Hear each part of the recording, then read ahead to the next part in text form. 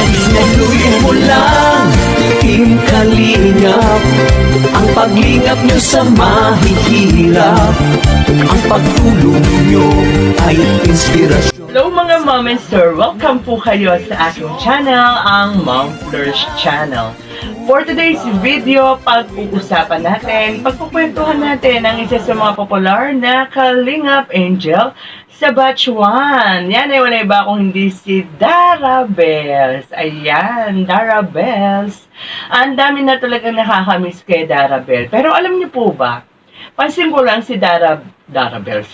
Talagang Dara Bells na no? Si Dara, kahit na walang love team, ang lakas. Kasi tingnan niyo po sa live ni Kalinga Prab, kahit kailan mag-live si Kalinga Prab, bukod syempre kina Beyonce, Carla, Joy, given na yan, tatlong yan di ba? Sabi ko nga doon sa nakaraang vlog ko, big 3 yan Si Dara Bells hindi nawawala, di ba? Laging tinatanong, kinakamusta lagi si Dara, no? And eto nga nung na i-announce ni Rob na sila ay pupunta nga sa Baguio since birthday nga ni Kuya Val, talagang tinatagtad siya ng mga comments at nagtatanong kung makakasama raw ba si Dara Bells, no? Si Dara Bells. Dara Bells na talagang nadudugtungan ko lagi ng bell yung Dara. So, maging pag nagla-live si Indiana Bicolano, si Kuya Robin, laging ang tanong ay puro makakasama ba si Dara sa Baguio, ganyan-ganyan, o kailan ba maibablog si Dara. So, isang malaking pagpapatunay na talagang madaming nagmamahal kay Dara, no? So, nakakatuwa naman doon sa live ni Kalinga Prab.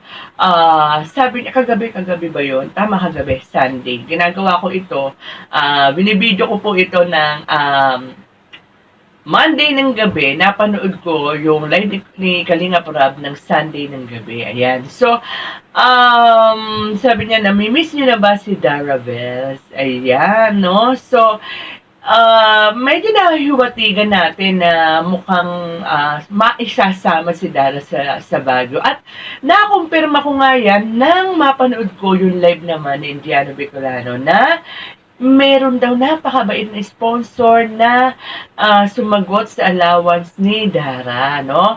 From Italy. Nakalimutan ko yung name. Basta yung napakabait na sponsor from Italy. Kaya si Dara ay makakasama sa Baguio. No? Nakakatuwa, no? Palakpakan ng mga supporters, ng mga nagmamahal kay Dara. Ayan. Kasi nakakatuwa naman din kasi last year na nagpunta sila sa Baguio, ang Kalingap Angels batch 1 ay kumpleto. Kasi noon naman, kahit na hindi lahat may sponsor, si Kalinga Prab ang sumagot nung sa mga wala pang sponsor noon.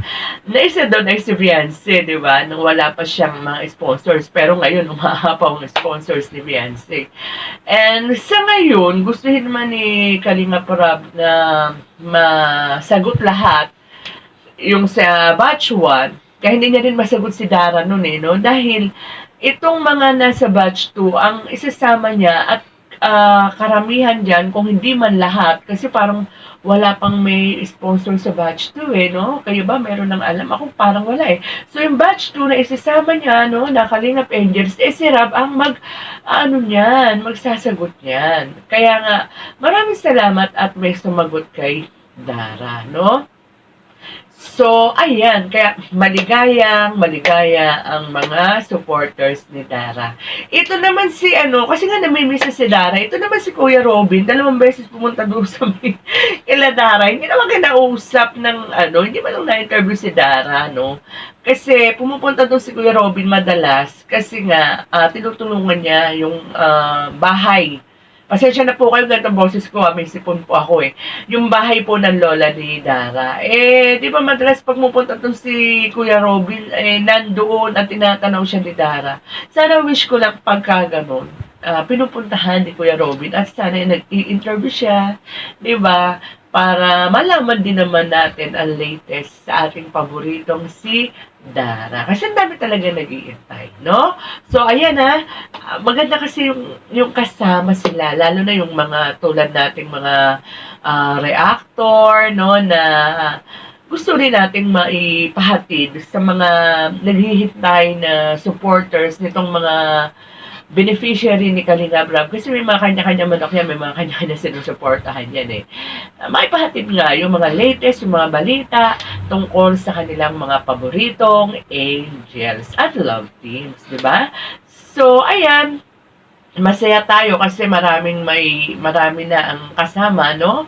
And the more, the merrier, di ba? So, at may mga bagong makakasama, no? Batch 1 and batch 2 nandiyan. Kaya, exciting yan.